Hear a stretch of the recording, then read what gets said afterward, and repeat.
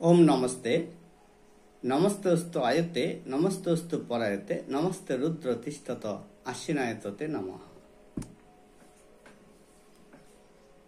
चलुन बंधुगण आजके এই নববর্ষের শুভ দিনে শুভক্ষণে আমরা সকল মনুষ্যের জন্য সকল জীবের জন্য পরমাত্মার কাছে দুহাত জোর করে প্রার্থনা করব সকল জীব যেন সুখ ও শান্তিতে বসবাস করিতে পারে, সকল মনুষ্য যেন রোগমুক্ত হইয়া জীবিকা নির্বাহ করিতে পারে, তারা যেন কোনরূপ কলহ দ্বন্দ্বে বিবাদে জর্জরিত না হয়ে অশান্তি ভোগ না করে, তারা সবাই যেন সেই শুভক্ষণে শুভ কর্ম করিয়া পরমাত্মার নৈকট্য লাভ করতে পারে, ইহাই আমি ঈশ্বরের কাছে প্রার্থনা করি।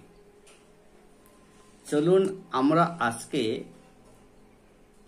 গল্পের মাধ্যমে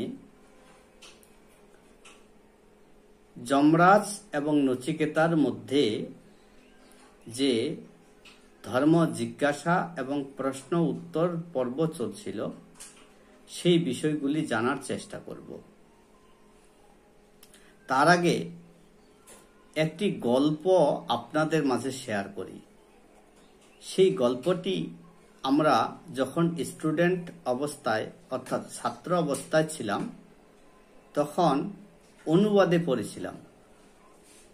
সেই গল্পটি আপনাদের মাঝে শেয়ার করি, কারণ এই গল্পটি উক্ত যম এবং নচিকেতার প্রশ্ন এবং জিজ্ঞাসা উত্তরের মধ্যে সামঞ্জস্যপূর্ণ।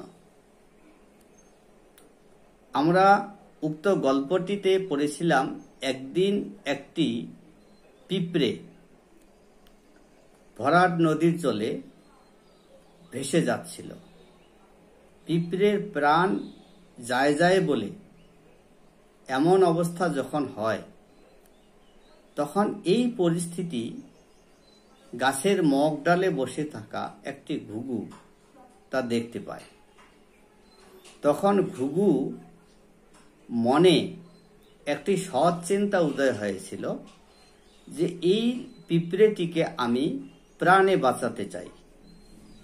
তখন ঘুঘু কি করল, গাছ থেকে একটি পাতা ঠোঁট দিয়ে ছিঁড়ে ফেলে দিল নদীর জলে।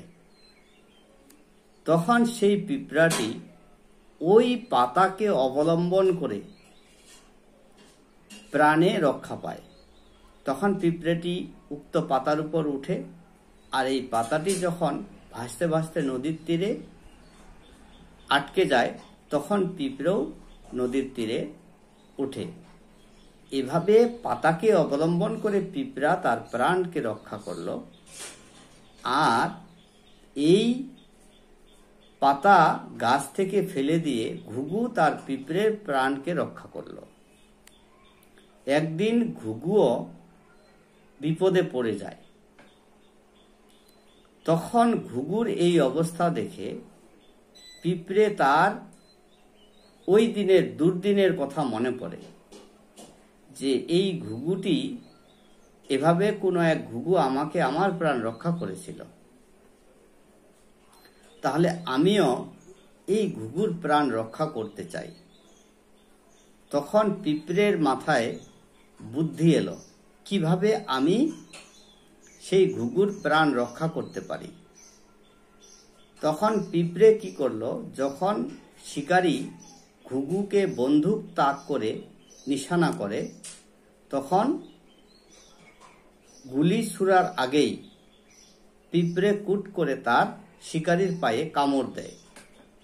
এভাবে শিকারীর লক্ষ্য ভ্রষ্ট হলে পরে ঘুঘু শব্দ শুনে উড়াল দিয়ে আকাশে চলে যায়। এভাবে পিঁপড়ে ঘুঘুর প্রাণ রক্ষা করলো। এই যে পিঁপড়ে ঘুঘুর প্রাণ রক্ষা করলো, তাহলে প্রাণ রক্ষার অবলম্বন হলো পিঁপড়ে, ঘুঘুর প্রাণ রক্ষার অবলম্বন হলো পিঁপড়ে। ঠিক তেমনি আমরা যে এই মনুষ্য জন্ম প্রাপ্ত হয়েছি,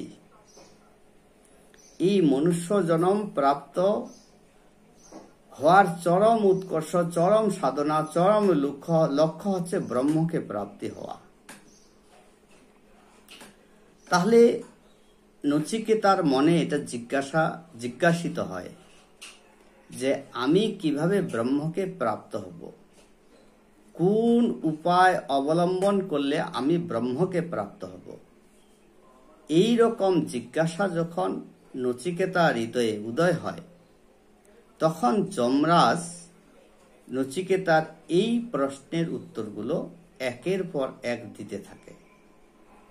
যমরাজ কড উপনিষদের 2য় বল্লীর 17 নম্বর শ্রুতিতে নচিকেতাকে উদ্দেশ্য করে বলেছিলেন যে এতৎ অবলম্বনম শ্রেষ্ঠম, অর্থাৎ এই অবলম্বনটি শ্রেষ্ঠ। এতৎ অবলম্বনম পরম, অর্থাৎ এই অবলম্বনটি প্রকৃষ্ট। এতৎ অবলম্বনম গাত্বা, এই অবলম্বনটিকে জানিয়া ব্রহ্মলোকে মহীয়তে, যারা ব্রহ্মলোক বা ব্রহ্মবাদীগণ অর্থাৎ ব্রহ্ম সাধকগণ ব্রহ্মলোকে মহীয়তে অর্থাৎ ব্রহ্মলোকে মহিমান্বিত হয়। এখন সবচেয়ে লাখ টাকার প্রশ্ন হচ্ছে যে এই অবলম্বনটা কি? তখন যমরাজ নচিকেতাকে স্মরণ করিয়ে দিলেন যে এতৎ এব হি অক্ষরম ব্রহ্ম, অর্থাৎ এই ওম অক্ষরটি হচ্ছে পরম ব্রহ্ম। এতৎ অক্ষরম এব হি পরম, এই ওম অক্ষরটি পরম ব্রহ্ম, অর্থাৎ এই ওম অক্ষরটি সর্বগত ব্রহ্ম, যিনি সমস্ত বিশ্ব ব্রহ্মাণ্ডকে জানেন। এই ওম অক্ষরটি সর্বাতীত ব্রহ্ম, অর্থাৎ ভূত ভবদ ভবিষ্যৎ ত্রিকালের অতীত আর যাহা কিছু আছে সর্বাতীত ব্রহ্ম। অতীতে আর যাহা কিছু ঘটবে তাহাও যিনি জানেন, তিনি সর্বাতীত ব্রহ্ম। এই ওম অক্ষরটিকে জানিয়া ইহ ইচ্ছতি, যিনি যাহা চায়, তস্য তৎ, তিনি তাহাই প্রাপ্ত হন।